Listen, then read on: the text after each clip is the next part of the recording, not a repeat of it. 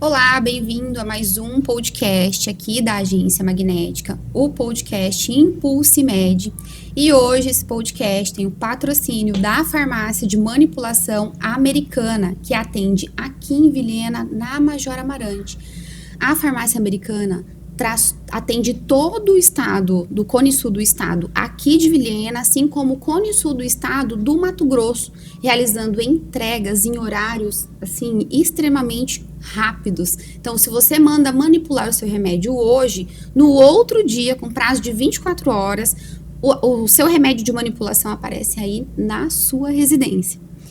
E também eu estou aqui hoje com uma convidada extremamente especial, porque ela é cliente da Magnética. Então, os clientes da Magnética, o podcast Impulse Med nasceu por conta dos clientes. Por quê, gente? Vou contar essa história para vocês. Eu queria, médico não tem tempo. E realmente não tem. Às vezes existe essa conversa nos bastidores, médico não tem. Não, realmente não tem, porque é o tempo de consulta, é o tempo de qualidade com o paciente.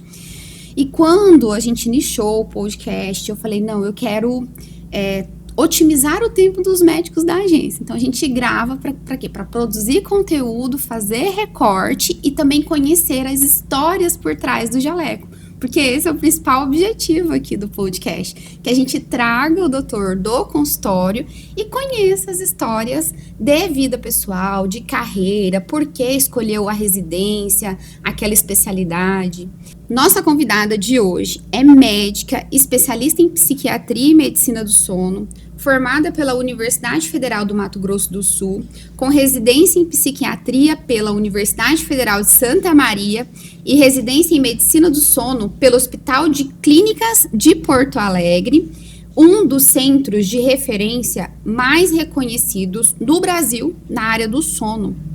Atualmente, atende em Vilhena, na Clínica Vitale, onde combina consultas, acompanhamentos psiquiátricos e exames do sono. Então, você aí que precisa saber fazer um exame do seu sono, saber como avaliar, saiba que lá na Clínica Vitale, a nossa convidada de hoje realiza exames de polissonografia, considerado o exame padrão ouro no diagnóstico de distúrbios do sono.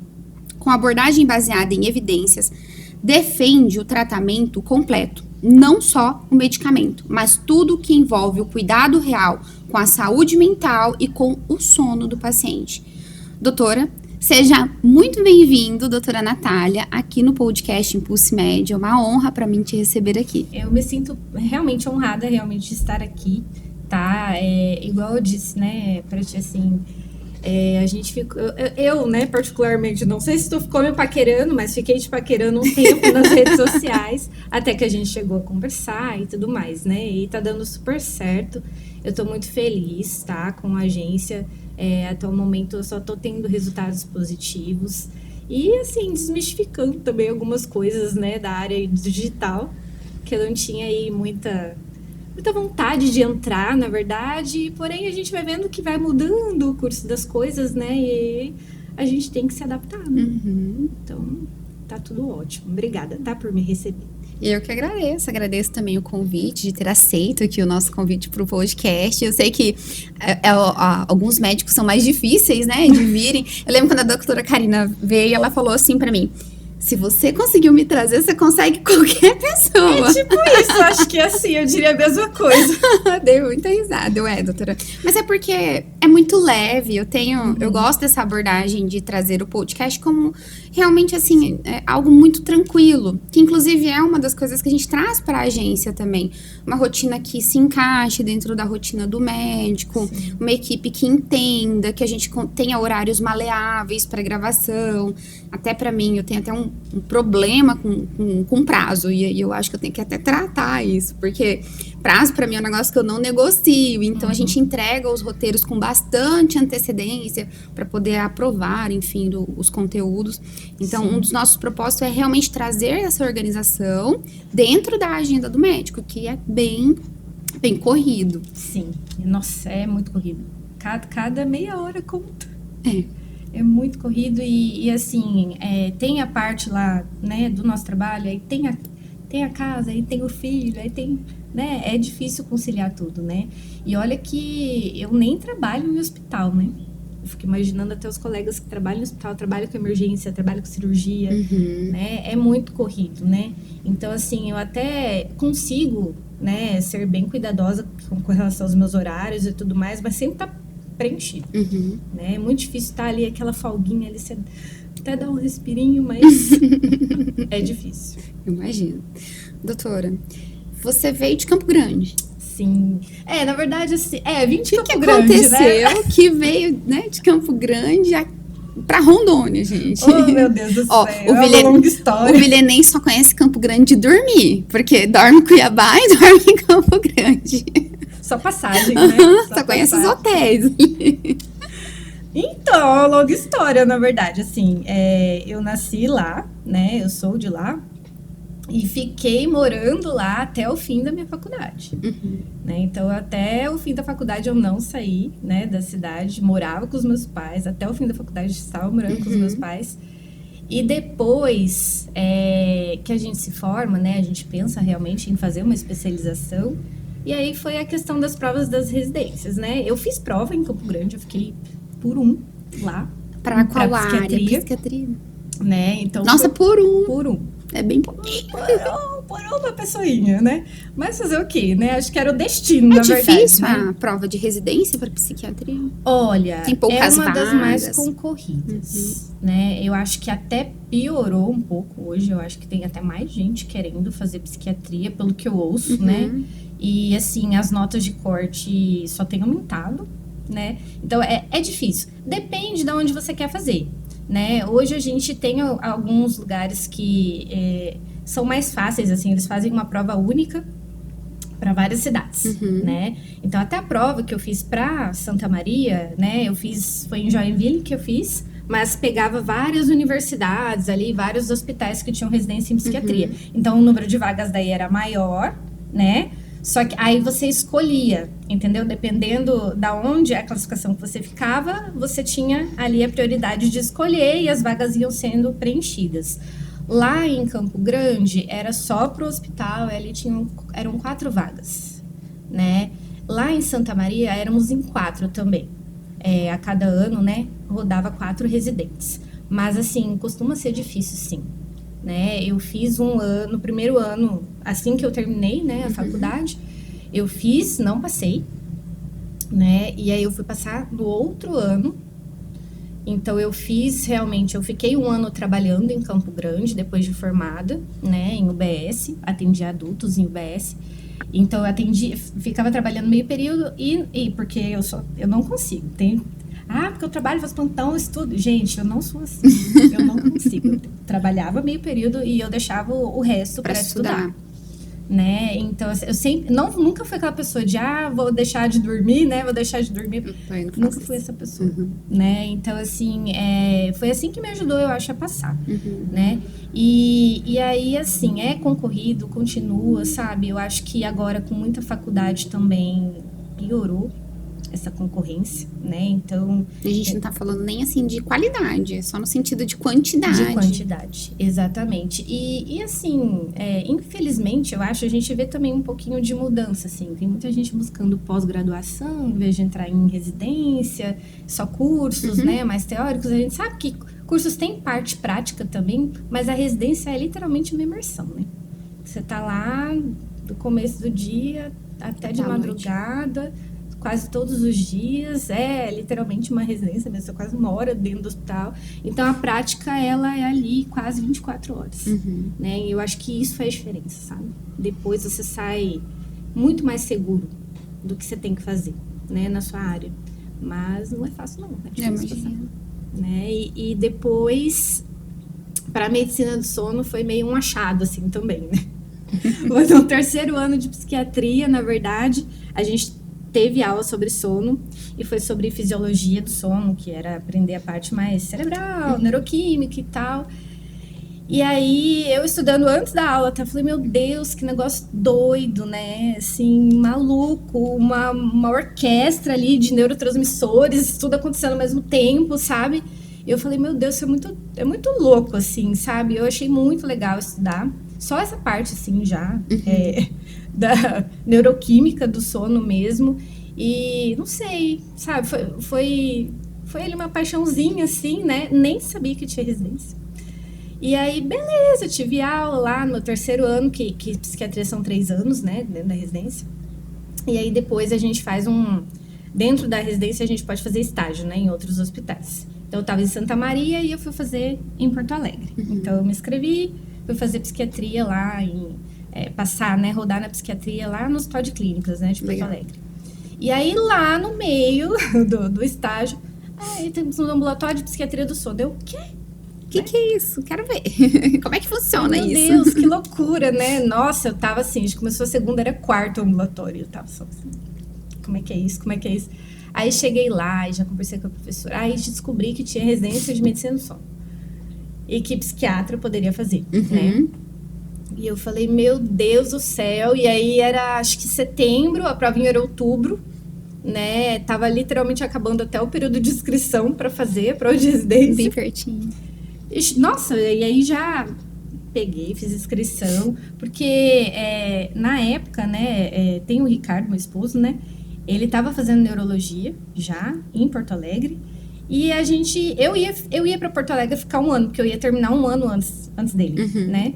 Então, a minha, né, eu já ia ficar meio por lá. Eu falei, meu Deus, o que eu vou fazer? Eu vou trabalhar e tal, né, não sabia. Até escrever pra Marinha, eu me inscrevi.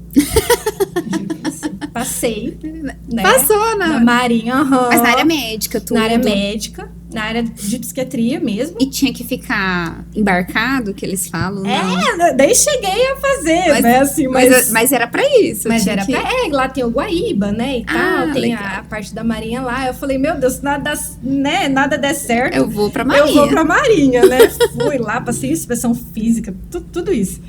Legal. Só que aí teve ao mesmo tempo, eu falei, se eu não passar na residência, né? Eu garanto ali. Ali, vou pra Marinha, tá tudo certo, né? Mas eu consegui passar, sabe? E foi muito engraçado, porque as chefes, né, do departamento não sabiam nem de onde eu vinha, nem quem eu era, né? Que menina essa médica? Aqui, né? E lá dentro, a residência de medicina do sono é dentro da área da pneumologia. E aí eram 2 vagas, né? Então, era eu e era meu colega, pneumologista, já formado ali dentro também, terminando a residência de pneumo dentro ali do Hospital de Clínicas também. Então, ele já era do serviço. Dentro do mesmo hospital que você passou pra prova. Do mesmo hospital, né? O Adriano já era do serviço ali e tal, e eu cheguei assim, chegando, né? Perdida, né?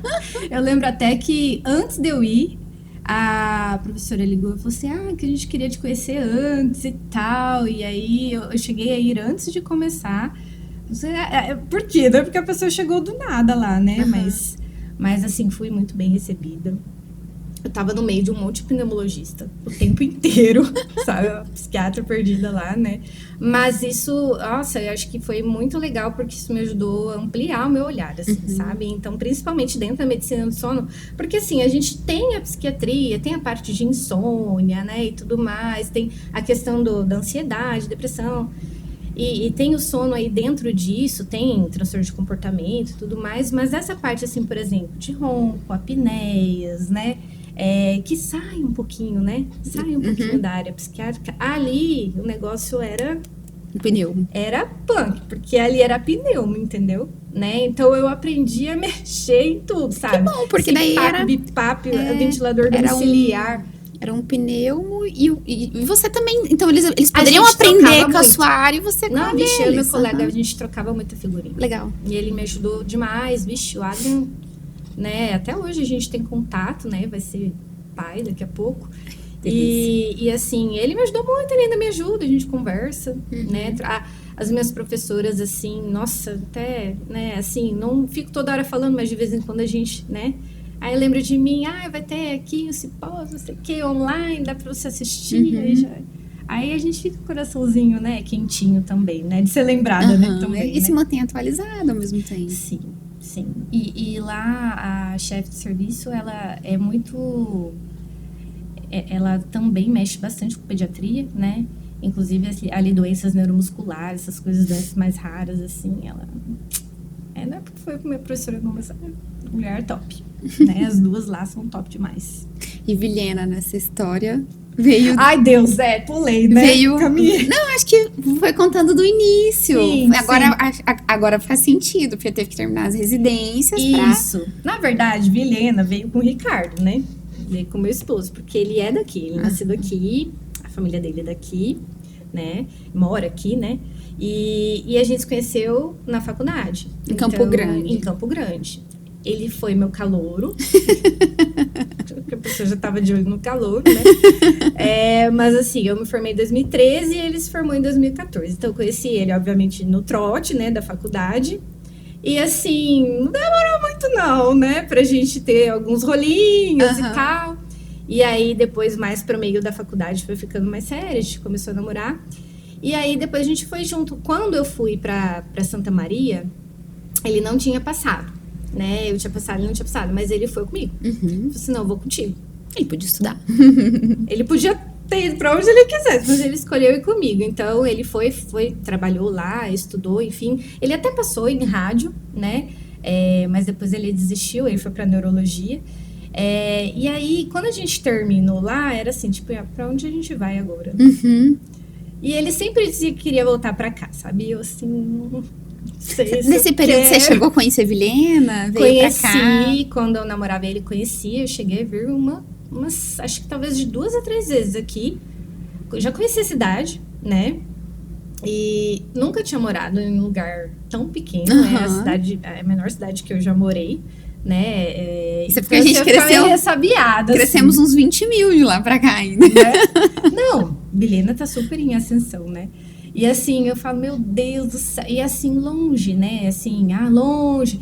Querendo ou não, assim, Campo Grande fica bem no meio do caminho, né? Eu tava em Porto Alegre, no meio do caminho fica Campo Grande e depois Vilhena. Então, meio que se eu ficasse em Porto Alegre, ia dar elas por elas pela distância. Mas a gente sabe que aqui é um pouquinho mais difícil, né? Questão de chegar, sair, enfim. Acho que vai melhorar ainda. Eu tenho fé que melhore, né? E aí eu ficava, meu Deus, eu não sei se eu vou, não. Ficava assim, eu não sei. Eu bati Campo Grande é linda, né? Então tem, eu sou suspeita, tem os seus encantos, eu gosto de Campo Grande. Eu sou muito suspeita, é uma cidade, assim, que tem contato com a natureza muito grande, sabe? E ao mesmo tempo tem muita coisa pra fazer, né? E então, assim... Mas, sinceramente, eu até nem sei se eu ia... eu não queria ir pra Campo Grande, sabe? Né? Eu só tava meio reticente realmente de vir pra cá, né? Eu não queria vir pra algum lugar muito pequeno, sabe? Eu te entendo. Eu nunca tinha morado em lugar pequeno. Eu falei, meu Deus, o que eu vou fazer? O que eu vou fazer de lazer? Né? Eu acostumada, assim, com essa cidade a gente mora grande, muito... sabe? Rondônia é muito longe. E assim, a estrada simples, a falta de aeroportos, enfim. E hoje até que o frete não tá tão caro, mas isso há 10 anos, o frete pra cá era um absurdo, sair daqui era muito mais difícil. Nossa, a gente entende. Né? Mas era, na verdade, o meu medo também era muito de ficar desatualizada, né? Porque, longe e tal, enfim, a gente fica com medo, a internet, né? não era o que é aqui, hoje. Né? Hoje tem o Cooperar, né? Mas não está nenhum... né? A gente fica meio, meu Deus... Você chega... Até que pra minha área, não impacta tanto, assim, sabe? Né? Pra área do meu esposo neuro, acho que ele chegou, já era mais difícil, né? Porque daí tem coisas hospitalares e tal, é muito mais complicado.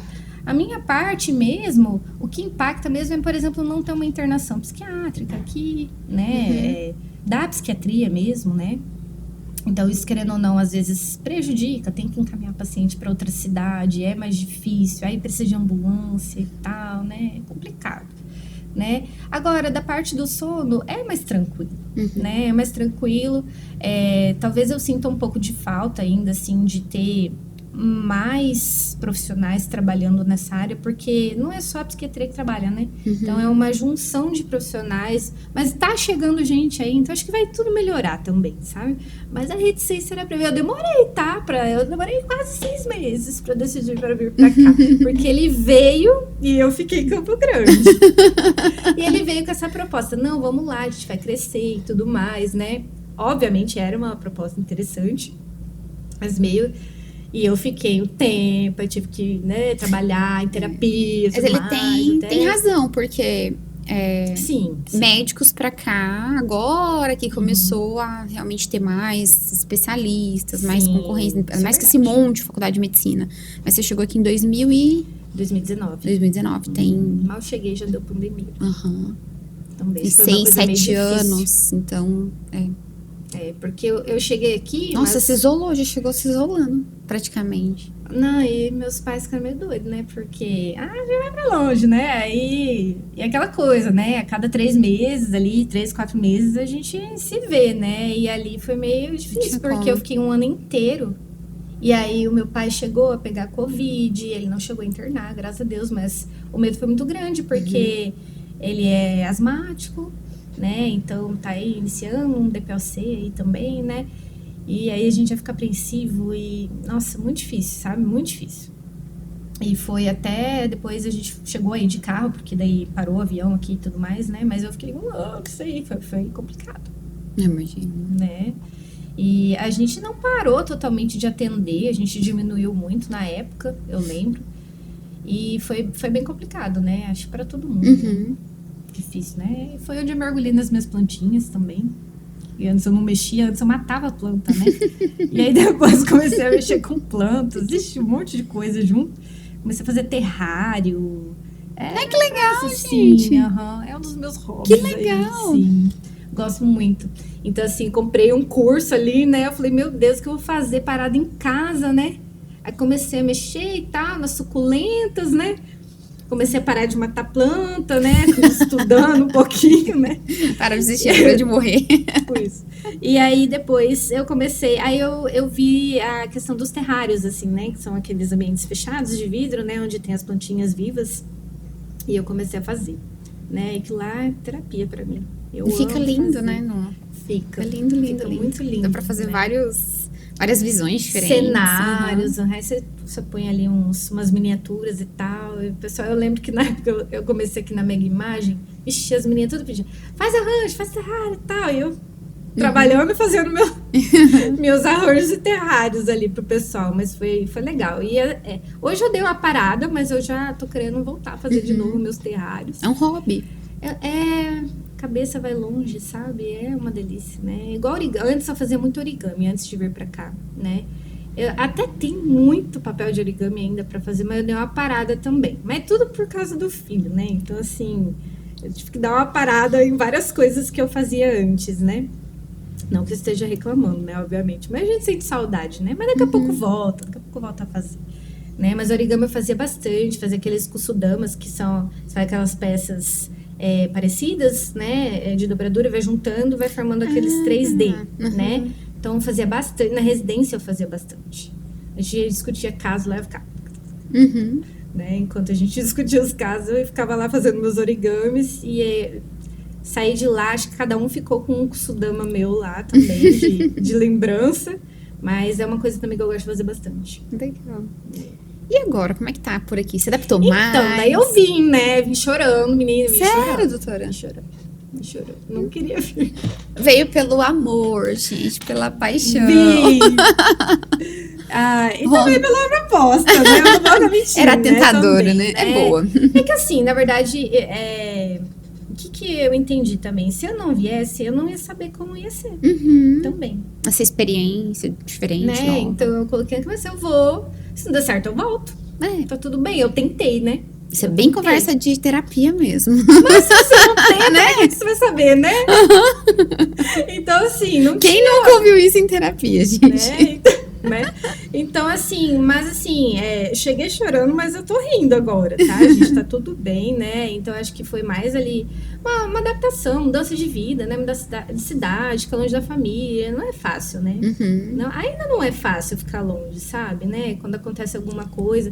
Eu nunca tinha saído de casa e logo que eu cheguei lá em Santa Maria, deu 2 meses meu padrinho faleceu. Sabe? Eu nunca tinha perdido alguém tão próximo na minha família, entendeu? E ali foi um baque, assim, sabe? Foi um baque muito grande. Eu consegui chegar, assim, pro velório dele, né? Mas uma coisa inesperada, né? E aí você não tá perto. Mas ali eu consegui ficar perto e tudo mais. Mas é difícil. Quando você tá longe, assim, é muito difícil. Né? E depois eu tive mais 2 perdas, uma até bem recente da minha avó, né? Minha avó materna. Eu tive do meu avô em 2021, materno também. Foi muito ruim, porque aí eu já estava aqui, eu não consegui chegar. Né? Assim, eu sei que isso, assim, ninguém leva mal, enfim, mas são coisas que ficam, né? Ficam um pouquinho e tal, você fica pensando, poxa, se eu estivesse lá e tal. Mas a gente tem que seguir também com a nossa vida, né? Escolhas, né? Mas não é fácil, sabe? Essas horas assim, não é fácil. E aí, da minha vozinha também agora, não foi fácil. Não imagino, foi bem recente isso, né? Foi. Então, assim, existem prós e contras, né? Não adianta, tem tudo, né, que a gente escolhe, né? Mas, assim, eu acho que a minha família também é muito nutrida de amor, sabe? Eu acho que isso aí nunca faltou pra mim. Isso nunca foi um problema, na verdade. Eu acho que teve até demais.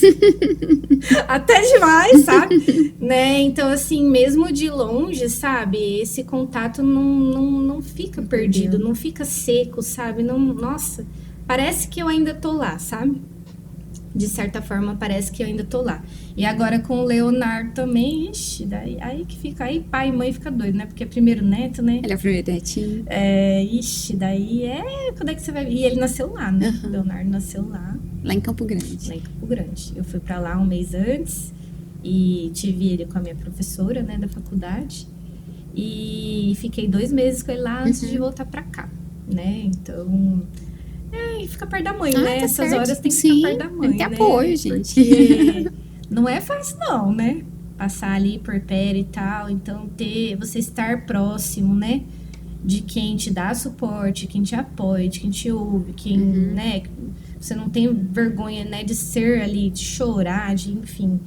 É muito importante, né? Isso aí, eu acho que na minha família, isso é muito bem estruturado, sabe? Essa questão afetiva, assim, é muito, muito forte. Assim, Você tem irmãos, doutora? Eu tenho um irmão mais novo, ele é 3 anos e meio mais novo que eu.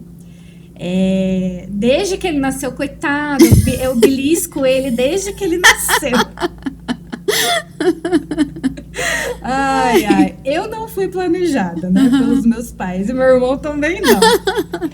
Mas assim, o pouco que eu lembro de quando ele nasceu, que assim, minha mãe dizia, né, sei lá, você dava uns beliscãozinhos nele, né? 3 aninhos, 2 aninhos e meio. Assim, o meu irmão é super diferente, super diferente. Normal, irmãos serem diferentes é o que mais super acontece. Diferente, assim, olha, ele tem amigo todo canto do Brasil, sabe? Todo canto do Brasil que ele vai, ele tem um lugar pra ele dormir. Eu acho isso incrível, sabe? Eu falei, meu Deus do céu, você arranja amigo até fora. Eu falei, não é possível, né? E assim, eu sou mais introvertida. Assim, minha mãe, desde pequenininha, me levava às vezes pra festa, assim. Aí eu chegava, eu ficava olhando as crianças, assim. Aí eu ficava olhando as crianças e tal. Aí minha mãe disse que eu ficava um tempão olhando as crianças. Aí dava um tempo, assim, aí eu escolhia, não, eu vou brincar com aquelas duas lá. E aí eu ia lá e brincava, sabe? Mas sempre muito observadora. Desde pequena, assim, bem... não era bagunceira nem nada, sabe? Sempre muito certinha. Desde pequenininha, você me deixasse sentada lá, eu ficava lá, sabe? Minha mãe disse que nunca dei trabalho. Meu irmão já é virado dos avessos. Aí a gente se jogava no chão do shopping e derrubava as araras de roupa do shopping, sabe? O avesso, assim, tem que ter sabe? alguém pra alegrar, senão, gente... É isso, né? Pra tirar do sério. Exatamente, né? Pra tirar você da zona de conforto, brigas, né, de irmão, né? Desde porque tá até crescendo, continua brigando. Hoje a gente não briga, né? Hoje a gente não briga. Então, assim, a gente se dá super bem, né? Ele é corretor. Olha, tem um negócio pra falar que, sabe, é incrível, assim, admiro muito isso nele, né, esse contato social, assim, que ele tem, né, eu tenho muita dificuldade, apesar de ser psiquiatra, eu tenho muita dificuldade com isso, né, mas eu acho que é a personalidade de cada um também, ele é bem expansivo, assim, alegre, sabe, amoroso, então, assim, é diferente de mim, mas cada um com o seu jeitinho aí. Doutora, tem algo, assim, que você fala, nossa, esse foi o maior desafio da minha vida? Ai, o que eu vou dizer? Pode ser vida profissional, pessoal, algo que te desafiou muito, ou um paciente, enfim. Acho que são vários momentos, assim, sabe? Acho que teve desde de eu ficar doente, assim, quando eu tava na adolescência, né? Eu tive pânico na adolescência. E foi uma época bem ruim mesmo, assim. Eu não saía de casa. Eu literalmente não saía de casa. Eu achava que eu ia ter crises, né? Então, cheguei a ter uma agorafobia, que a gente fala que a pessoa não, né, não vai a lugares com mais gente, né? Ou lugares públicos ou meios de transporte. Entrava no carro, vinha aquela vontade de vomitar. Aí voltava, sabe? Pode continuar falando. Foi bem difícil. Então, assim, essa parte eu acho que foi bem desafiadora. Foi o meu primeiro contato, assim, pessoal, né? Com algum problema, assim, de saúde mental mesmo. E foi aí que eu descobri que a minha mãe já tinha tido também, né? Então, minha mãe também tinha tido. E, assim, não foi fácil passar, sabe? Por essa época não foi fácil. Então... Tinha 16 anos? Eu tinha 15, 16 anos. Eu tava no terceiro ano, segundo, terceiro ano do ensino médio. Bem ali perto de fazer a prova, né? Pra faculdade ali e tal, vestibular, né? Não foi fácil. Então, essa foi uma época bem difícil. E aí que eu descobri também que minha mãe tinha e tudo mais. E assim, lá na residência, né, eu fui muito bem acolhida. Eu tive algumas... eu acho que é normal, né? A gente ter pacientes mais difíceis, né? A gente viu dentro da nossa residência também acontecer, infelizmente, uma morte, né? Dentro da nossa... da nossa internação lá, né? Enfim, até acho que nem é muito legal dar detalhes assim, né? Mas, assim, foi bem complicado. Mexe, né? Mexe, né? E eu acho que também uma das coisas que mexeu bastante foi o ambulatório de trauma, né? Então, lá, né, em Santa Maria, né? Em psiquiatria? Em psiquiatria, isso. Em trauma e psiquiatria, né? A gente teve a KISS, né? Então, a KISS, da boate KISS. Você tava lá na época? Eu cheguei lá 2 anos depois. É bem recente. Foi uma 2013. Tragédia dessa não, foi bem recente. 2013 e fui pra lá em 2015, né? Então, fui 2 anos depois. Era muito, muito, muito recente. E, olha, eu vou te falar, ambulatório de trauma não é fácil não, tá? O que seria pesado. Um ambulatório de trauma? É que assim, dentro da residência, quando você fica ali no terceiro ano, no último ano, você entra em ambulatórios mais específicos, né? Transtorno alimentar. São quantos anos de residência? 3 anos. 3 anos. Então, é o último ano de residência. Geralmente a gente...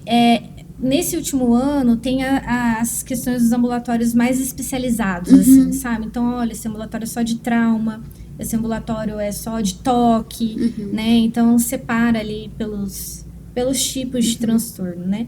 E ali o de trauma era pura KISS, né? Pura KISS. A gente teve um incidente também durante a residência de um avô, né? Que atropelou uma neta, né? Que veio a falecer. Né, a gente teve um incidente dentro do hospital também, na recepção ali, né, assim, que eu falo da parte psiquiátrica também, de um militar que foi muito... Então, assim, são situações, assim, que... Bem traumáticas mesmo. Bem traumáticas, assim, e que, graças a Deus, já estava em terapia, já, né, eu já estava ali dentro da residência, a gente já trabalha muito isso, né, dentro da residência também.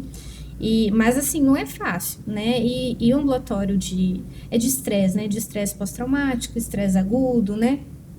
Transtornos de adaptação e tudo mais, ali é meio difícil, né, porque as pessoas passaram por situações muito difíceis, eu ouvi muita coisa da KISS, eu sei de muitos detalhes, assim, né, tipo música que tava tocando, sabe, detalhes assim que hoje até se eu escutar a música, eu já, sabe, você lembra? Eu nem tava lá e, né, porque os relatos, assim, são muito fortes e você não tem, às vezes, o que dizer. O que você vai dizer? E o que mudou para sua prática hoje de consultório ter passado pelo ambulatorial de trauma? Olha, isso é uma coisa até que eu tava pensando esses dias, que eu peguei uma paciente esses dias que tem, né, estresse pós-traumático. E eu acho que me ajudou muito, assim, e era uma coisa até que o meu professor falava, assim, que a gente tem que ter... tem que aceitar não saber tudo, sabe? Acho que a gente tem que aceitar. Você tem que ficar em paz com isso, entendeu? Né? E ali, quando você pega uma pessoa que passou por uma situação muito traumática, você muitas vezes... o que você vai falar? Nada. Só que tem... assim, você vê que as pessoas ficam desesperadas. Tem que fazer alguma coisa, tem que falar alguma coisa, tem que tomar alguma coisa, sabe? Então, assim... Você não vai fazer nada. Aquela ansiedade é passada, né? Pra frente, né?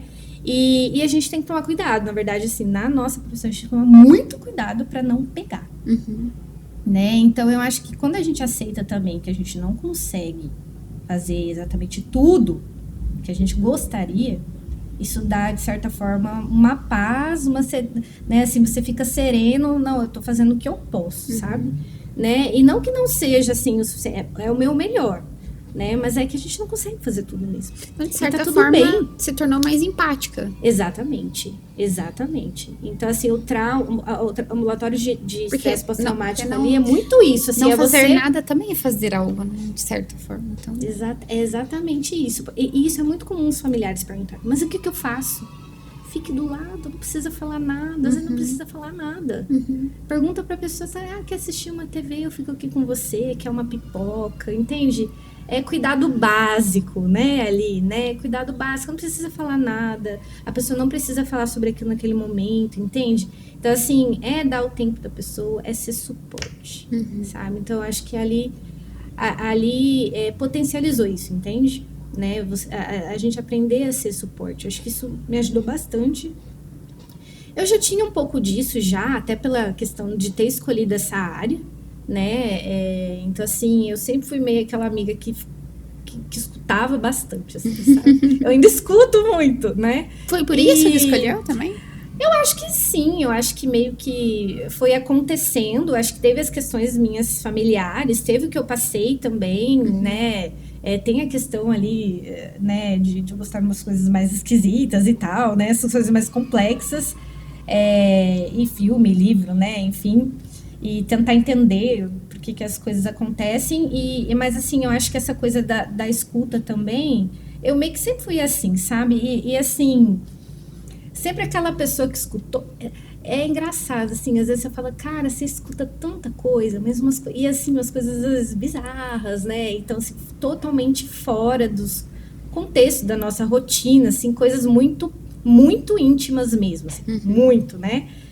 Que você fala assim, você não tem vontade de falar pra ninguém, que eu não tenho, sabe? É meio louco isso, assim, sabe? Mas eu não tenho, eu gosto de ficar guardado pra mim, assim, eu gosto um pouco, assim, de ser aquela pessoa que eu tá guardada aqui, sabe? Aquela pessoa tá confiando em mim, entende? E eu gosto de ser essa pessoa que recebe, entende? Recebe esse íntimo e assim, e vai ficar aqui, sabe? O íntimo. Você fala, mas você não fala nem pro seu marido, nem... Não falo, não falo. Ele até fica assim, nossa, mas você consultou falando, você nem me falou. Às vezes alguém queria... Eu falei, mas eu vou ficar falando pra quê? Né? Eu vou ficar falando pra quê, né? Então, assim, eu gosto disso, sabe? De ser esse... Não sei nem como eu diria, mas ser esse chama, assim, que a pessoa pode confiar, sabe? Então, assim, eu não sei, acho que é um prazer mesmo, é um gostar mesmo disso, de ser essa pessoa assim, entende? Então, assim, eu até tenho amigos, enfim, eu tenho amigos casados, eu sou amigo dos dois, aí um fala, o outro fala, tá tudo bem, a gente não mistura as coisas, entende? Então, eu gosto, então me ajudou muito nisso, sabe? Essa coisa de a gente entender que a gente tem sempre para estudar, para conhecer mais, para se aprofundar, e que tá tudo bem também você não saber tudo, né? E às vezes, realmente, às vezes não precisar fazer nada é a solução também, entende? Só escutar, só apoiar, só ser o suporte, sabe? Acho que isso foi muito potencializado, esse tipo de ambulatório lá, porque é muito pesado. Foi um dos maiores desafios, assim, que você já encontrou. É pesado, Eu acho que se eu fosse dizer, assim, o que é pior ali, dentro dos transtornos, estresse pós-traumático, acho que seria um dos piores, assim, de você escutar, né, dos relatos, né, do sofrimento do paciente. Claro, não, né, comparando os sofrimentos, mas é difícil. Acho não. Imagino. Então, foram esses mais desafios, assim, né? A época da adolescência, essa época também. E mudanças, né? Mudanças de vida muito grandes, assim. E vir pra cá também foi um pouquinho difícil, mas eu acho que essas outras duas coisas pesaram mais, assim. Ali, pra eu vir pra cá, eu já tinha tido daí uma base psicoterápica muito grande e tal, né? Até porque, né? Eu acho que eu comentei com você até, né? Quando eu entrei na residência, as professoras só deram uma lista de psicoterapeuta, né? Então, é assim, aqui tem essa lista, né? Então, vocês vão fazer psicoterapia. Não quero saber se tá bem, se não tá. É obrigatório. Vai fazer, é obrigatório. Quer ficar na residência, vai fazer, né? E assim, era uma lista bem grande, não tinha nem, não consigo contar, consigo vaga, né? Não tinha isso, não. E eram pessoas conhecidas, enfim, pelo serviço. Então, se você fosse dar o lobby lá, né? Não tô indo, né? Eles sabiam que você não tava, né? Teve, até quando eu tive ali... Teve uma pessoa que teve alguns problemas nesse sentido, assim, de não tá querendo fazer e tudo mais, enfim, né? Mas lá era obrigatório. Não tem escolha. Não tinha muita escolha, não, né? Você tinha que fazer, né? E eu acho que tem que ser assim, sabe? Eu acho que, principalmente na nossa área, a área de psicologia, se você começa a misturar muitas coisas, o que você pensa, seus valores, porque os valores dos pacientes é totalmente diferente, né? Às vezes você não pode estar concordando, mas para ele tá bom e tá tudo bem, né? Então a gente tem que saber separar muito isso, sabe? Ou às vezes quando você vive, o paciente traz uma questão que você já viveu, você tem que tomar muito cuidado também. Porque você agiu de uma forma e deu certo daquela forma. E às vezes aquela forma não é exatamente que vai dar certo para o paciente também. Essa individualidade. Então, assim, dentro da psicoterapia, eu aprendi muito, muito, muito isso, sabe? Ó, o meu é até aqui, o do paciente é até aqui. Então, até, assim, a gente atende muita gente também que não tá bem, às vezes é grosso contigo, enfim, não te trata bem, fala às vezes umas coisas, né? Eu já escutei muitas coisas, né? Então, principalmente dentro de internação, né? E também aprender a separar isso, olha, né? Isso é do paciente, né? Então, a psicoterapia só veio a calhar, assim, né? Minha mãe falou assim, meu Deus, você é outra pessoa depois que você começou a fazer terapia. Eu já tinha feito na adolescência, mas foi muito circunscrito ali, né? Eu gosto de terapia, não né? sou suspeita de falar. Mas, assim, não adianta, sabe? E a gente tem que ir ali fazer. Não. Eu suspeito, a terapia me salvou nos momentos mais difíceis que eu passei. Então, pra mim, terapia é extremamente importante. Esse vínculo, né? Não quebrar esse vínculo. Falar, pra mim, eu guardo. Então, quando a gente conta algo pra alguém, eu como paciente, por exemplo, você também espera que o profissional realmente guarde pra ele. Mas isso é um medo muito grande. Muito grande. E na mais cidade pequena. Os bons profissionais têm medo. Muito exacerbado. E eu entendo. E eu entendo, porque a gente sabe também, né, que às vezes existe aí, né, umas quebras, né? Eu conheço algumas psicólogas que, inclusive, elas falam, eu tenho dificuldade em vir pro digital no sentido de contar histórias. Porque é sigiloso, então, como que eu vou contar uma coisa bizarra, entre aspas, fora de um padrão pré-estabelecido? Aquela pessoa vai falar assim, essa história é minha, porque eu fiz isso. Então, é difícil, assim. Você sabe que isso também é uma das minhas dificuldades, né? Assim, quando eu penso, às vezes, em fazer ali um story, alguma coisa no Instagram, eu falo, meu Deus, mas aí eu vou falar, e a pessoa... É difícil, é muito difícil. E tem que se sentir confortável para estar no digital. Exatamente. Essa área do sono é um pouco mais tranquila, né? Mas a área da psiquiatria eu acho bem complicado a gente falar... casos e tal, dar alguns exemplos, eu acho muito complicado, muito mesmo. Até exemplos de lá, de Santa Maria, enfim, eu acho bem delicado, sabe? Né? Então, é difícil. Né? E tem que estar confortável digital, por mais que às vezes não quebre nenhum sigilo médico, mas a fala tem que estar confortável. Exato. E por um outro lado, o digital também, que eu tenho muita dificuldade no digital, é realmente mostrar a minha vida também. Né? Porque a gente tem medo do paciente misturar as coisas, você entende? Né? Então, assim, eu fico assim, eu já sou mais reservada por natureza. Não é pela profissão. Não, eu já sou mais, né? Sempre foi, né, doutora, pelo jeitinho seu. Mas, assim, ali se eu mostrar alguns aspectos e tal... eu acho meio complicado, sabe? Porque a gente sabe que nem todo mundo vai receber do mesmo jeito. E não é pelo julgamento. Às vezes, a questão ali, até da confiança, às vezes, que a pessoa tem no seu serviço e tal. Enfim, antes de eu ser mãe, até eu ouvia muito assim, eu tenho filho. Mas a senhora não vai entender, porque a senhora não tem filho. Talvez eu não entendesse mesmo, né? Hoje eu entendo que eu não entendia mesmo, sabe? Né? Mas, assim, isso é só um exemplo, assim, que é muito comum, às vezes, do paciente falar, né? Mas existem diversos aspectos, né, da nossa vida que, querendo ou não, impacta, né? Impacta como o outro te olha, né? E às vezes o paciente tá lá. Então, a gente tenta ser um pouco tela em branco, assim, pra isso também não influenciar, sabe? né? Porque pode também dar uma respingada ali. Pode No digital acontecer, você tem né? que estar preparado para ir. É por isso que, ou pelo menos um pouco mais disposto. Sim. Porque na internet existem, assim, 2 pesos e 2 medidas. As pessoas, elas gostam de ti ou elas não gostam. Não tem muito meio termo. Então, assim, sabe, tem uma frase que eu gosto muito, que é: prego que se destaca, às vezes levam as marteladas. Com então, certeza. estar no digital é mais ou menos por esse limiar. Você começa a se destacar mais, e aí Sim. vem até de alguns colegas, de pacientes, de quem gosta, de quem não gosta. Às vezes é ligar a teclinha assim do tô nem aí, às vezes também. Sim. Mas tem que querer, não falei, adianta. né? E não é pra todo mundo. Tem que querer. Eu falo que marketing, enfim, o digital, Instagram, as redes sociais, tanto pra profissional até pra pessoal também, Sim. né? Não é pra todo mundo. Tem pessoas que não querem e tá tudo bem. Assim, cada um sabe aonde quer chegar, o preço que tá disposto a pagar, o plano de negócio que deseja ter e o que deseja expor e o que não deseja expor. Porque também não precisa expor tudo. Então, é ter maturidade de lidar com isso. Sim. Tem que estar no momento certo. Eu demorei pra ir pro digital, assim. Eu acho que no fundo eu sempre quis, sabe? Mas falta uns empurrãozinhos. Faz parte. Mas uma hora vai, né? Mas sim, já tá aqui, gente, no podcast. É uma evolução bem grande, é um prazer receber. Não, eu te sigo há bastante tempo e eu não ficava trocando figurinhas lá, porque eu gostava mesmo das coisas que você posta, enfim. Mas acho que tem algumas pessoas que a gente se conecta mais.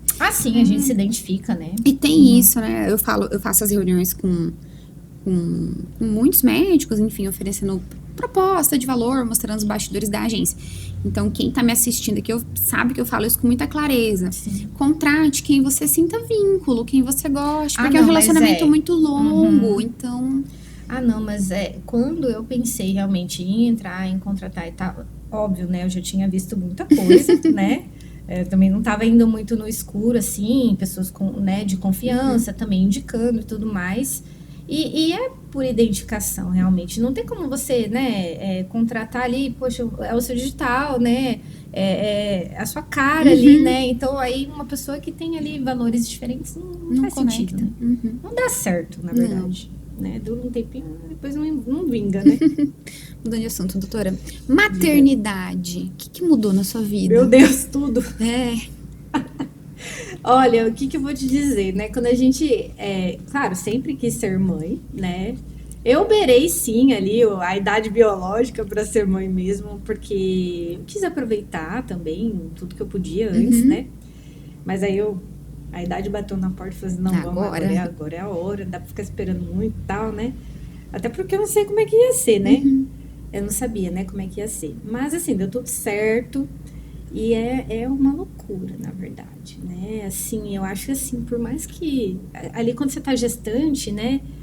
Não cai muito a sua ficha. Quando ali, né, você vê que você tá grávida, você fala... Tá, mas não cai a ficha ainda, entendeu? E aí, você estuda, né? Tá, porque, olha, eu vou te falar, não tem como não estudar, assim, meio que no escuro. Eu acho meio... né? Então, assim, estuda... Mas, olha, você estuda, assim... E aí você chega na hora e fala, meu Deus, tudo bem, ajuda, a gente estuda, né? Dá uma estudadinha. Mas é uma loucura, assim, sabe? Eu não sabia que... Eu tava deixando, assim, seja o que Deus quiser, né? Ali, vias de parto e tudo mais. Minha gestação foi muito tranquila. Na verdade, assim, eu não tive problema nenhum, graças a Deus. Inclusive, eu falo assim, eu acho que foi a época que eu fiquei mais ativa, que eu fazia pilates, fazia balé, fazia academia, né? Hoje, coitada, a gente tem que voltar, né? Então, mas foi a época mais ativa da minha vida. E aí foi para Campo Grande, enfim. E aí, no fim, ali, tava tudo certo por um parto normal e tudo mais. Porém, aí eu tive um aumento de líquido amniótico ali muito grande. Foi coisa de 1 semana e tal. Ele tava encaixadinho, né, o Leonardo. E aí ele subiu.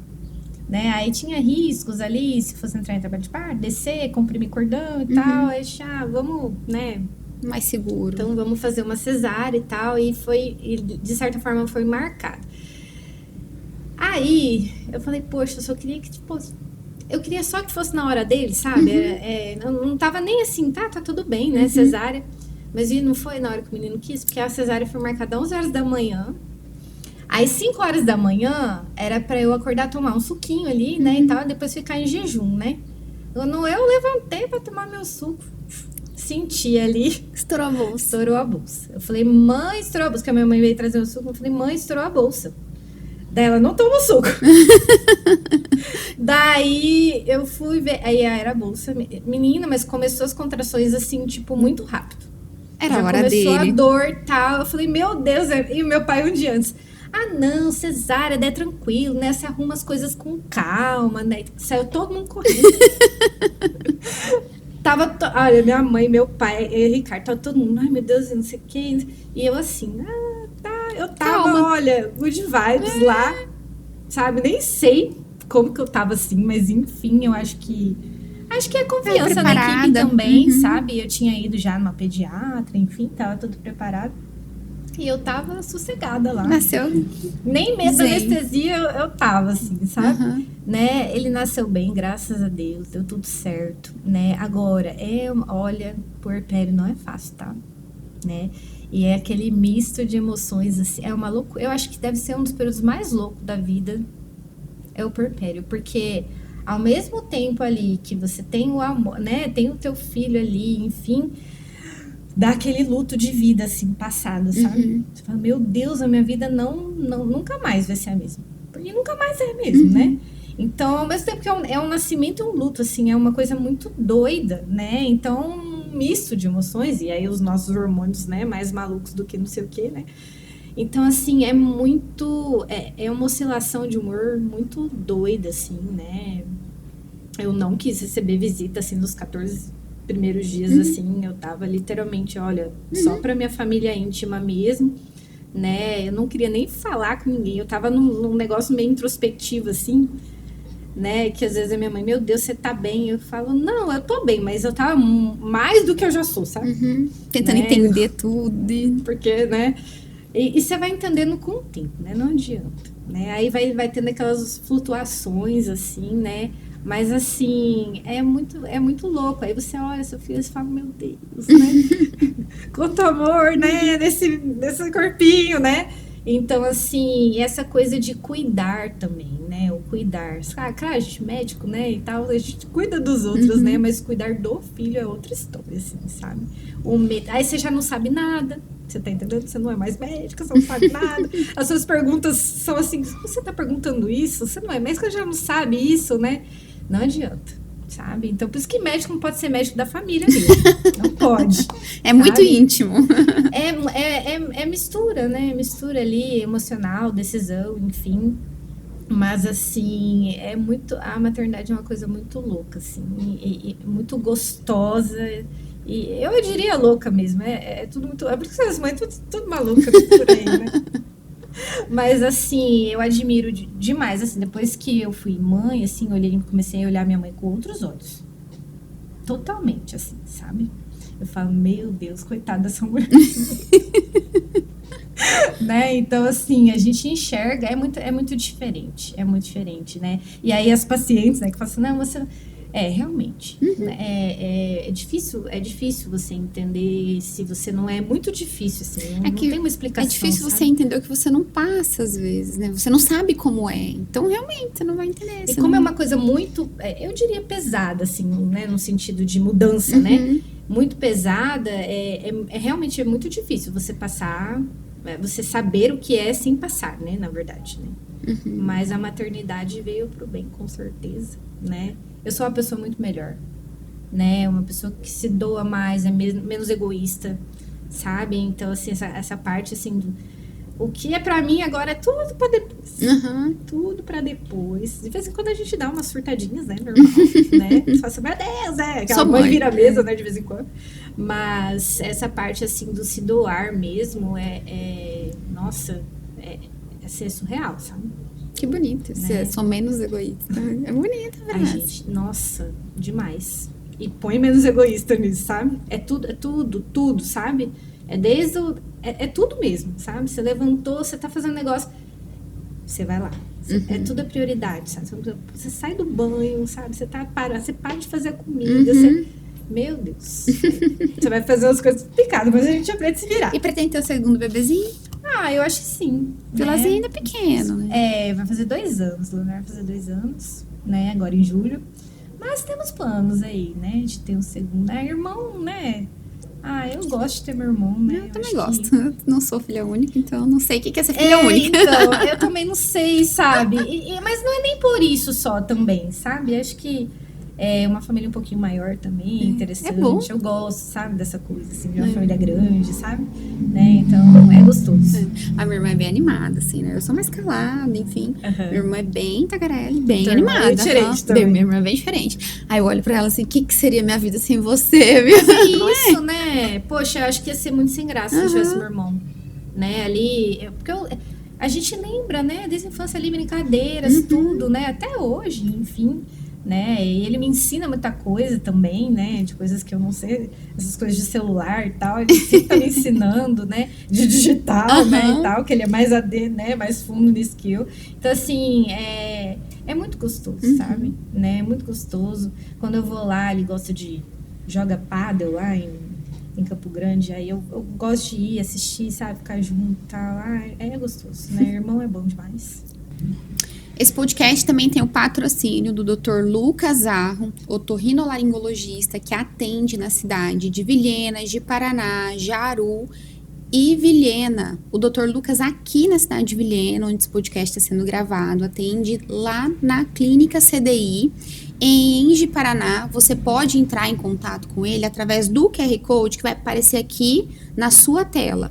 Entre em contato, agende sua consulta, você que sofre de sinusite, renite, todas as ites possíveis, também ouvido, nariz e garganta, doenças respiratórias, entre em contato e agende a sua consulta. Doutora, vamos agora para um bate-rápido sobre medicina do sono? Vamos lá. O que é exatamente a medicina do sono e por que ela é uma especialidade à parte? Então, vamos lá. A medicina do sono, então, engloba todos os distúrbios relacionados ao sono, desde insônia, né, transtornos de movimento que acontece durante o sono, transtornos de comportamento, respiratórios, tá? Então, assim, inclusive hipersonolências também, né, porque às vezes as pessoas só acham que né, é só a gente que não consegue dormir, mas também tem gente que dorme demais e também é prejudicial. Então, ali uma área de atuação, né, que a gente fala, né? Então, por que a área de atuação? Porque diversos profissionais de diversas classes, né, conseguem atuar na medicina do sono. Então, assim, quando a gente vai fazer residência, a psiquiatria pode, neuro, né, otorrino, pneumo, pediatra. Então, são diversas especialidades que estão... Porque é uma especialidade, assim, a gente faz especialidade, né, mas a área de atuação, mas é muito ampla, né? Então, isso que eu só falei da parte médica, né? Então, a gente tem odonto, né? A gente tem fono, a gente tem psicólogo do sono, sabe? Então, assim, são diversos profissionais atuando lá. Eu gosto porque a gente consegue essa interação, sabe? Então, ali é todo um contexto. A gente vê o paciente de forma mais ampla. Eu não vou ver só a parte da psiquiatria. Com tudo. Né? Então, a gente sempre precisa de uma interação com os colegas pra gente conseguir, às vezes, chegar aí num ponto para ajudar o paciente também. Então, essa parte também é legal. Sabe? Você sai um pouco da sua zona de conforto, você entende? Né? Então, é legal por isso, né? E desculpa, eu não... o que é exatamente medicina do sono? A especialidade à parte, acho que foi ok. Mas o que é medicina do sono? Olha, como é que eu vou definir, gente? Medicina do sono, né?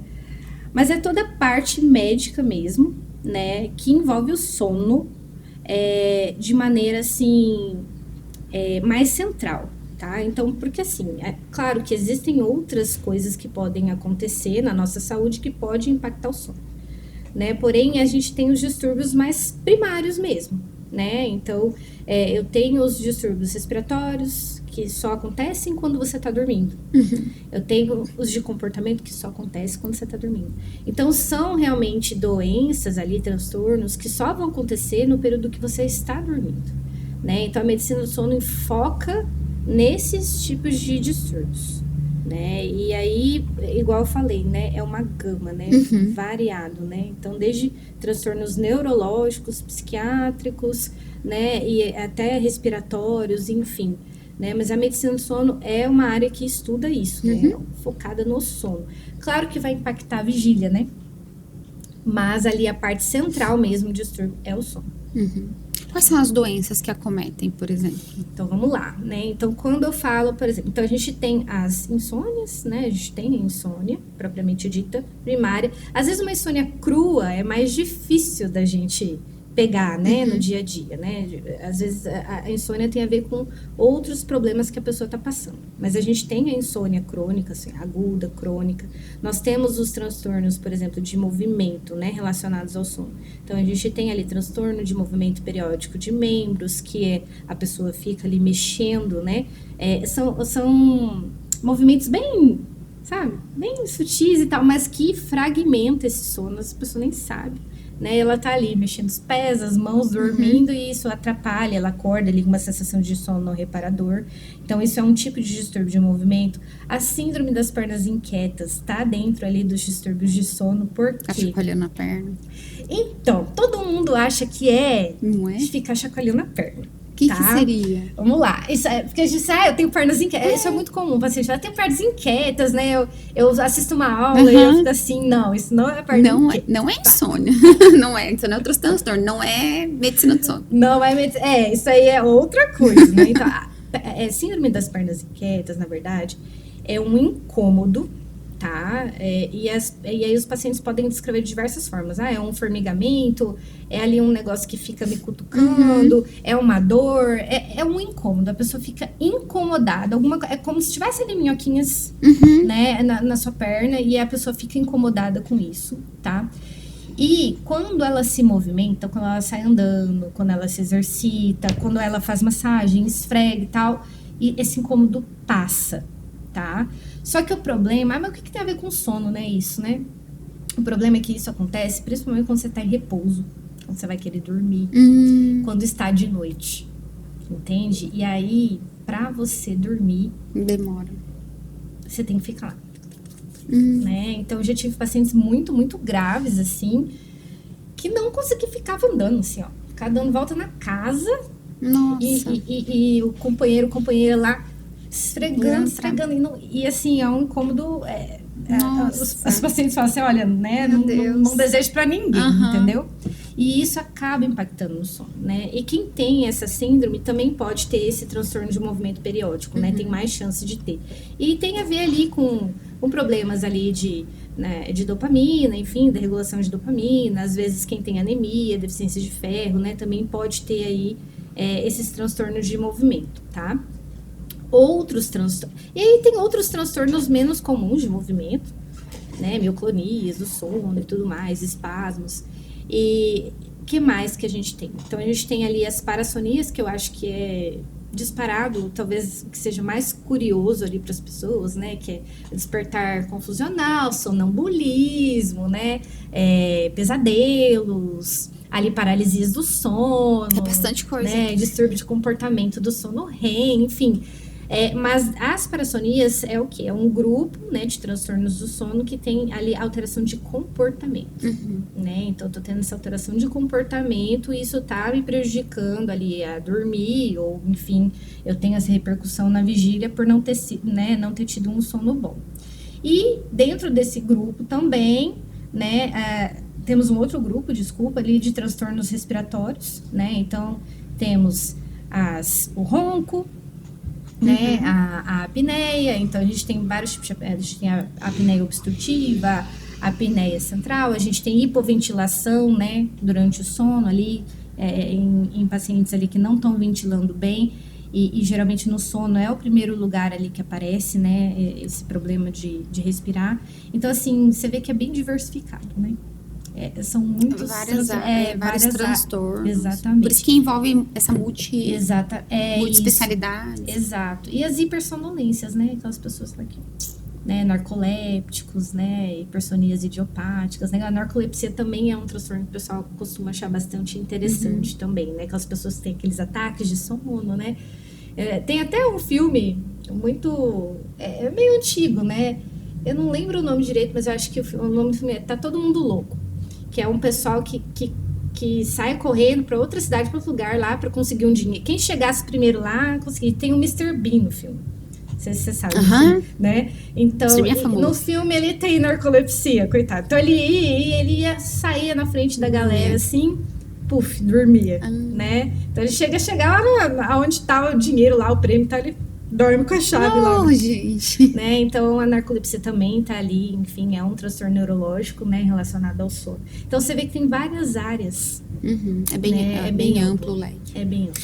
E doutora, bruxismo, assim, né, e tudo mais também. Qual o tempo ideal, por exemplo? Deitei pra dormir, qual que seria, se existe um tempo ideal pra não ser considerado um transtorno? Ou Você fala do horário ou a quantidade? A quantidade de tempo. Por exemplo, deitei às 10, em 10 minutos tem que dormir. Um sonho, mas tudo bem. Olha, né, que é um sonho, é ótimo. Então, assim, de maneira objetiva, porque a questão do sono, insônia até, né, enfim, tempo de sono, quanto tempo eu levo pra dormir, quanto tempo eu dormi, quanto tempo eu fiquei acordado, né? Então, assim, a gente sabe que a gente tem medidas objetivas, tá? Então, qual é o tempo normal, né, de se pegar no sono, né? Então, a gente fala ali de 10 a 30 minutos, né? É um valor objetivo ali normal de se pegar no sono, que a gente chama de latência de sono, tá? Agora também é muito subjetivo, você entende? Porque eu posso pegar, assim, um paciente, por exemplo, que foi fazer um exame, ele demorou 1 hora para dormir. E ele não, eu durmo rápido e tal, entendeu? Né? Então, essa parte subjetiva de como você enxerga também o seu sono, ela impacta muito nos seus sintomas. Porque eu tenho, assim, paciente que dorme bem e acho que dorme mal. Né? Eu tenho paciente que dorme muito mal e tá tudo certo, eu durmo bem, né? É bem subjetivo. É muito subjetivo. Então, isso também impacta em como você também lidar com o seu dia a dia. Porque eu posso ter dormido, de certa forma, o suficiente, posso estar descontente com aquilo e o meu dia ser péssimo, né? Então, isso conta também muito. Isso é uma das coisas, né, principalmente ali na insônia, que a gente trabalha com os pacientes, que é essa parte cognitiva com relação a como você está enxergando o seu sono, né? Porque uma coisa... E às vezes a gente fala, não durmo. Às vezes, aí faz exame, dorme.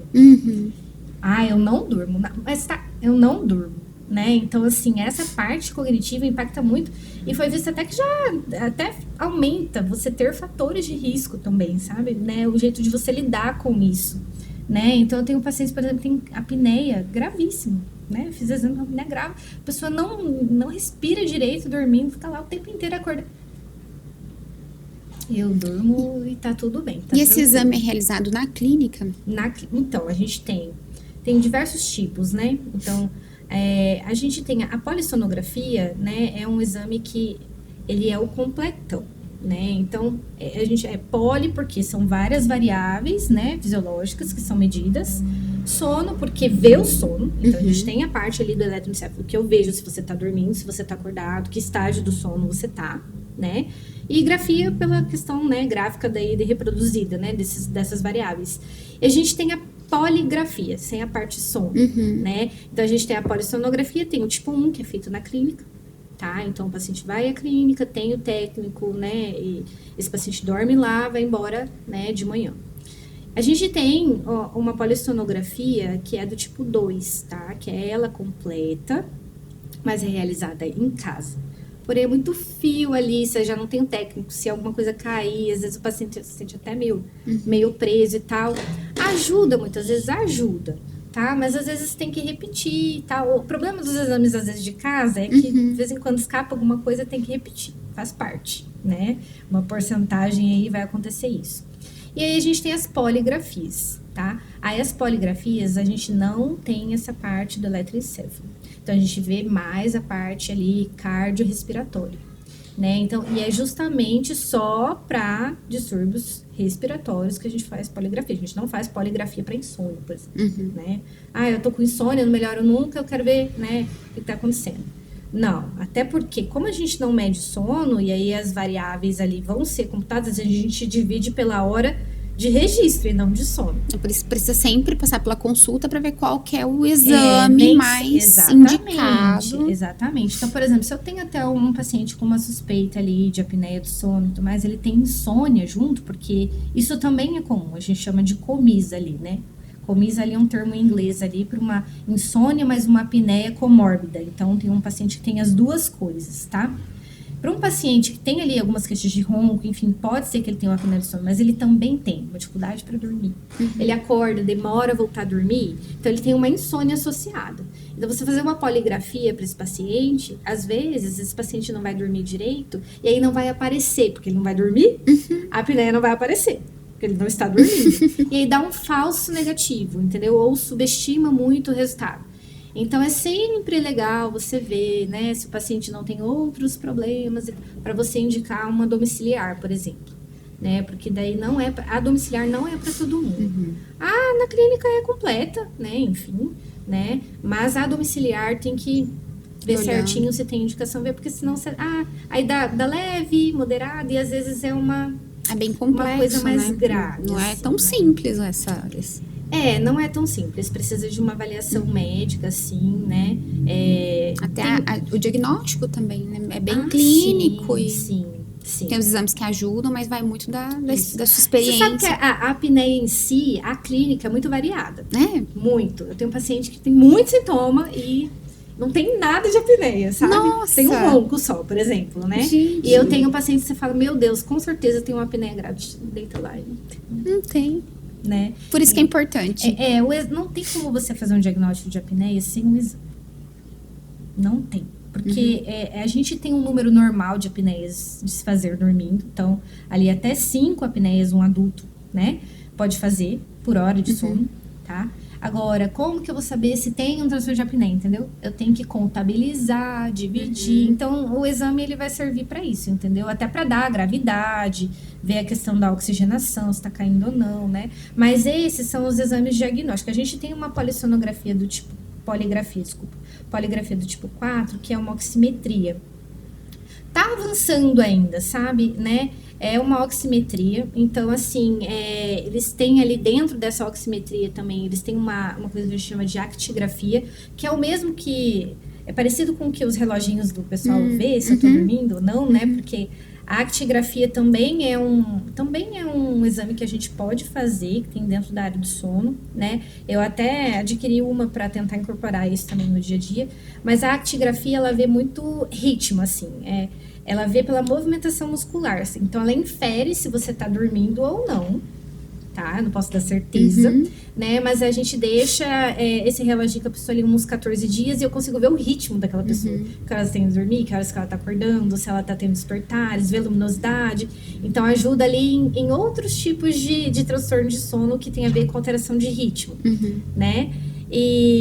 E a poligrafia 4, eu uso bastante, por exemplo, um paciente que está fazendo ali um tratamento com CPAP, alguma coisa, e eu quero ver se está corrigindo, por exemplo, a oxigenação também, aí eu ponho associada e tal.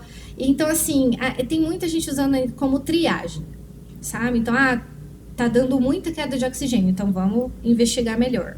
Ou não tá dando nada, mas não tá dando nada, não pode ser que tenha ainda, entende? Porque existe também a apneia que não tem queda de oxigênio, né? Que tem mais despertar. Gente, que legal. Então, mas tá avançando muito, sabe? Essa área diagnóstica, assim, na parte do sono, tá avançando muito mesmo, assim, essa parte tecnológica, sabe? Né? Então, tem umas coisas, assim, muito loucas, assim, que você olha, que você coloca, assim, tipo, aqui e mede tudo. Sabe? Ou você coloca um negócio ali debaixo da cama e mede tudo. Assim, claro, ainda experimental, mas eu acho que isso vai evoluir muito ainda, sabia? Não, certeza. Né? Vai ter um negocinho assim que vai conseguir ver tudo. A Natália tá falando, o olhinho dela tá brilhando. Assim, É porque é muito louco, né? Assim, parece uma quando colocar um negócio debaixo do meu colchão e vai ver tudo. Quando a gente fica até desconfiado. Tem até uma pergunta aqui, que era uma pergunta final. Falando sua opinião sobre esses reloginhos, se funcionam, se são bons, qual que é a sua opinião? Tá, vamos lá. Porque tem gente que dorme com esses relógios assim, comuns, tipo iPhone, claro. Sim, todo mundo tem, né, esses relógios hoje, né? Então, assim, esses relógios, de uma forma geral, tá, a grande maioria, porque assim, igual eu falei, eu adquiri a actigrafia. A actigrafia, ela é um relógio, tá? É um relógio que a gente coloca... Mas aquele aparelho, ele é ali, né, autorizado para aquilo. Ele já foi ali autorizado. Ele é um exame. Exatamente, né? Então, ali tá bem documentado ali, com evidência científica que, né? Os reloginhos vieram aí, né, com esse intuito também, né? Então, assim... Uma grande parte desses relógios, eles conseguem ver o tempo de sono total, eles conseguem até ver bem, sabe? Né? Eu dormi 6 horas, né, no total. Agora, quando vem com esse negócio de sono profundo, sono superficial, né? Eu dormi só... E as pessoas, elas não sabem, mas, por exemplo, o sono profundo, por exemplo, que é o que a gente chama de N3, né? A porcentagem normal, se eu fizer 10% de N3, tá normal. Você entendeu? Então, assim, às vezes o reloginho dá lá, que eu fiz 1 hora de N3. Poxa, mas se eu dormir 7, eu fiz 1 hora de... É mais de 10%, né? Então, assim, tá tudo bem. Aí a pessoa fala, meu Deus, ficou 1 hora de sono profundo, isso não é normal, é só superficial. Então, assim, é meio complicado, porque eles não veem muito bem essa questão das fases, tá? Então, até porque uma das fases que a gente tem também, por exemplo, o REM, né? O REM, realmente, a gente fica, né, ali... quase sem parte muscular mesmo, pra gente não atuar os sonhos, né? Mas também é muito fácil de você ter espasmos, né? De você despertar de um REM mais do que o N3, né? Todo mundo acha que o REM é o sono profundo, não é. Né? Ele é o sono do sonho, sim, né? A gente sonha também nas outras fases, mas os sonhos mais vívidos estão no REM, né? Mas o profundo ali, o N3, é o profundo. Né? Então, assim, essa coisa de diferenciar superficial e profundo, aí já fica um pouco mais complicado.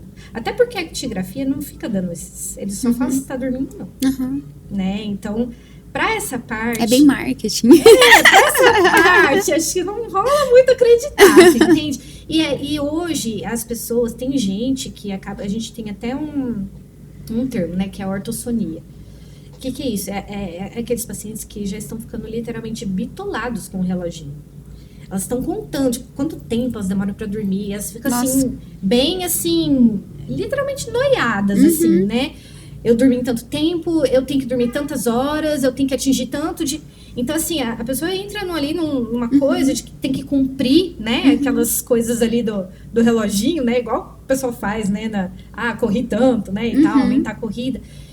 E tem gente ficando... Exatamente. Tem gente ficando assim, sabe? E aí, ela, às vezes ela nem tinha problema, ela nem tava preocupada com isso, e ela começa a ficar.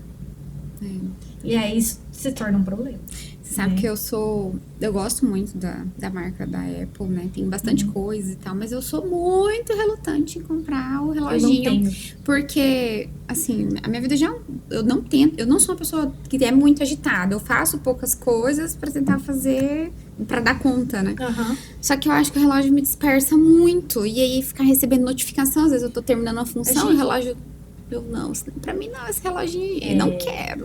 É mais uma coisa pra me notificar. Exatamente, né? A gente às vezes deixa o celular e aí ele vai brilhando, a gente já para o que tá fazendo pra olhar, né? Eu falo, meu Deus, eu também não tenho. Se eu tiver um relógio, eu acho que a minha cabeça não deve ficar acelerada pra sempre. Assim, não vai dar certo, não. Eu não tenho esses relógios também, não. Doutora, muito obrigada. Imagina. Foi um prazer te receber aqui. E eu acredito que dá pra marcar um podcast só de medicina do sono. Tem muito assunto. Gente, passou muito rápido. Tem muito assunto. Meu Deus, tem muito assunto mesmo. Minha cabeça tá fervendo aqui. Mas senão a gente faz um podcast 4 horas. Mas que dá vontade de ficar falando mais. Mas você sabe que eu até achei que até a parte da minha história pessoal mesmo, meu Deus, tem muita coisa também, né? A gente fica pensando, Senhor. Mas é gostoso ouvir, né? É gostoso relembrar. Quer dizer que foi bom, passou rápido, né? Passa rápido. Meu Deus do céu. Foi difícil? Foi tranquilo? Foi tranquilo, foi tipo literalmente um bate-papo mesmo. A gente faz o podcast gravado, né? Então, a gente tá gravando aqui numa tarde, mas ele vai daqui uns 15, 20 dias pro ar. E aí o pessoal fica lá falando, mas é difícil, não é? Eu falei, gente, não teve cortes, não, a gente flui, gente, não é nada ensaiado, é bem fluido mesmo. Ser, né? Não faz parte de mim, não. Não faz sentido, não. Né? Fica muito engessado, né? Doutora, muito obrigada. Obrigada, gente. Pessoal, até mais. Se inscrevam aqui no canal para vocês receberem as notificações.